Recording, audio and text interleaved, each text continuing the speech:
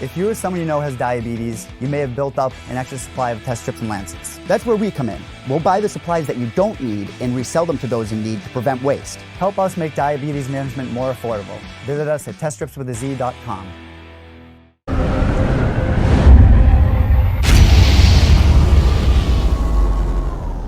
All right, we have Paige VanZant joining us right now. She'll be the lead color commentator at the inaugural Kenektic Submission Grappling Tournament, which is all going down Friday night in Anaheim, California, which leads in nicely to a huge UFC 241 card coming up on Saturday. This event will be streamed on UFC Fight Pass, and we're happy to be joined by Paige VanZant right now. How are you, Paige? Thanks for doing this. Hey, of course. Thanks so much for having me. Absolutely. Now, this is going to be a huge event. You'll be on the mic doing some color, and I know you did some color commentating at the M1 Global USA event back in April. How did you enjoy doing color commentary? And since you're back at it on Friday, is it safe to say you have the commentary bug now? Oh, definitely. I had an amazing time commentating with Sean Wheelock at the M1 Global Show. Of course, I get to commentate alongside him again. And I think the more we work together, the better flow we're going to get, the better I'm going to get at it. He has it's his full-time job. He has a ton of experience. I, of course, have the experience competing in the cage, on the mat, and now I just get to add a little bit more flair to the color commentary. So it's super fun. I'm excited that I get to be a part of such an awesome event. What are some of the lessons you've learned from Sean, some of the things you took away from your color commentating debut back in April that you can take with you on Friday night and through color commentary gigs beyond that? I really just try to make it personal, use the knowledge that I have, the experience that I have, and translate that to the audience. And especially, I feel like the difference between this show and the last one is watching those, the MMA shows that are on more of a local or regional level. You're going to get more casual fans that aren't super in-depth or knowledgeable about what's going on. With something like this, you're going to get the true fans, the people who know what's happening, the MMA, snobs who know exactly what's going on, the jiu-jitsu people, and I get to actually commentate with a little bit more in-depth and detailed precision. I feel like it's not going to be just kind of a vague overview of what's happening. I'm excited that I get to use kind of my experience grappling, my experience competing, and translate that to whoever is watching and explain, what I think should be happening, what I think should be going on, and I think it's going to be an awesome little flow that Sean and I have. So I love this format with the teams and everything because, the individual performance are important, but it's about the team as well. Like, there's going to be 8-minute matches. The loser is eliminated. If there's a draw, both competitors are eliminated. And once a team loses 5 members, then the team match is over and the winning team will head on to the finals. Now, you've been around martial arts and grappling for a long time. How do you like the rule set, the importance of team and individual? How interesting does it make this all? Oh, it makes it super interesting, especially because you don't know who you're going to be grappling. The teams beforehand can decide who's going to go first. They can decide the lineup, but they don't know their competitive team's lineup. So you don't know who you're going to grapple in. It takes the element of preparing for a specific person out of it. It goes all down to in the moment, who's better on the mat at that moment. And, everyone can try to do the submission grappling math or the MMA math where it's like, oh, this person beat this person or this person has these accolades and they bring all of these things to the table. But it's kind of going to take everything away and you get to just see who's better on that night in the moment. And I do think that, one team or there could be a team who has the superior level, more decorated grapplers, but you never know what's going to happen when it comes down to strategy. With the strategy behind it, I feel like we're going to just see a very competitive night, and I think it's going to be super exciting. Plus, I was reading that the fighters, the competitors, they don't know, not only do they not know who they're going up against, they don't know when they're actually competing. They're not going to know until about 30 seconds before they go to the mat. As someone who's been in the sport for a while and has competed in martial arts and been part of, grappling things and such, how much of an impact will that have on the competitors, you think? Oh, it's definitely going to have a huge impact, especially if you see someone where the matches keep going the distance and you see your teammates just continue to get eliminated.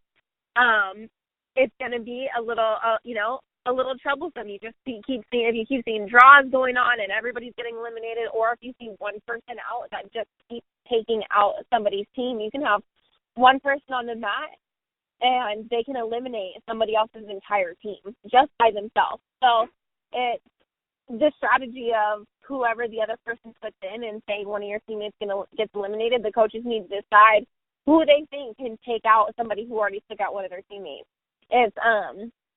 It's interesting to see. I'm curious to see if there's strategy that goes into it with these coaches, or if they're going to go out there and just say, like, you know, we're all extremely talented. Let's just go out there and win these matches.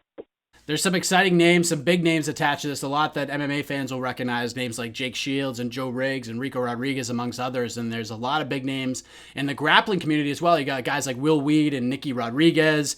The captains of their teams are Chael Sonnen, Anthony Smith, Chris Lytle, and Craig Jones. Some big firepower at this event. So, you know, with everyone involved and those who are going to be competing in this tournament, who are some of the competitors from, I guess, a fan perspective that you're looking forward to seeing go to work on Friday? Gosh, you know, anytime you can see Jake Shields compete, it's amazing. He competed actually against my husband maybe last month, and they went into, like, triple overtime, and it just came down to escape time. So, of course, I'm excited to watch them compete.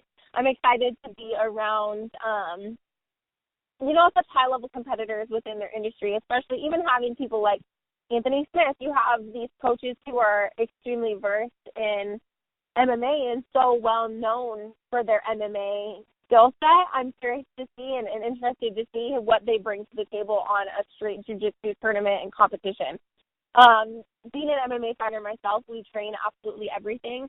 I know my skill set when it comes to grappling, and even though I'm not decorated, I do go against extremely decorated grapplers. So I think we could see some shocks out of the MMA fighters. But I'm going to go into it completely unbiased and just be really excited for some competitive submission grappling. When you look at the rosters on paper, when you look at the grapplers who are on each team, what do you think on paper, what team do you think sticks out to you as the team to beat in your professional opinion? I mean, anything can happen in these competitions. You know, they're so evenly matched at the end of the day, but what team on paper right now do you think sticks out as the team to beat? Oh gosh, you know, I think that it's going to be tough, and it's hard for me to say beforehand because, of course, I'm biased towards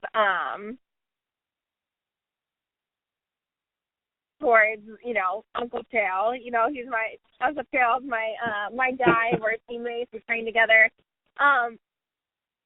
You know, but it's everybody has somebody. You know, there's a few guys even on the teams that I haven't quite heard of.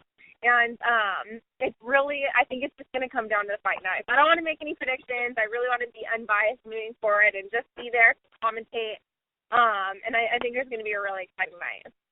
Also on this card, there's going to be a super fight between Anthony Burchak and Rafion Stotts. And I know, especially if you follow along with the MMA Twitter world, Rafion is one of those guys that many believe is overdue for a shot at being on the UFC roster. And Burchak's been in the UFC before, so a lot of people will know him as well. What do you expect to see with these two guys in this super fight grappling match? You know, I feel like every time I've seen these super fight grappling matches, it's not as competitive as I would like. So I hope going into it that it's an extremely competitive match where even though there isn't specific medals or world titles or anything on the line, I hope that these two competitors, they go out there and bring it. I know both of them usually do, so it's going to be an awesome thing to see, and I think that's amazing that Kenektic is bringing these super fight matches in between, so it's so much more than just a submission grappling night. You're going to get to see super fights. These are things that you're not going to typically see on a daily basis. These only happen like once in a lifetime, and even though this is the first event, I hope that they bring more submission tournaments like this. I hope that this continues on and really gets some wave and some notoriety behind it. We're really looking forward to Friday night, and before we let you go, and I appreciate the time very much, I know as you're going to be watching this grappling event, you know, the competitive juices will probably be flowing within yourself. And I know back in April you spoke with members of the media about your arm. Have you been able to get back to training? And if so, do you have a timetable for when you'd like to return to the Octagon and compete yourself? Yeah, you know, I've started hitting pads, not with my right hand, though I'm still not allowed to use my right hand for absolutely anything. And so I go back to the doctor this Wednesday, and I'm hoping to get cleared to start training again. Timeline I'm still sticking with. I'm hoping to fight the end of the year. It all looks on track for me to fight the end of the year. So got to keep my fingers crossed for a good doctor's appointment coming up. I think a lot of people have their fingers crossed as well. Paige VanZant joining us to preview the inaugural Kenektic event coming up on Friday night in Anaheim. If you're a grappling fan, a fan of martial arts, this is for you. You can catch it on UFC Fight Pass. You get a lot on Fight Pass Friday night. CFFC at 7 Eastern, then Kenektic 1 takes place right after at 10 p.m. Eastern Standard Time. Paige, thank you for the time. Looking forward to the call, and all the best to you on your road back to the Octagon. Looking forward to the commentary and the grappling event. Awesome. Thank you so much.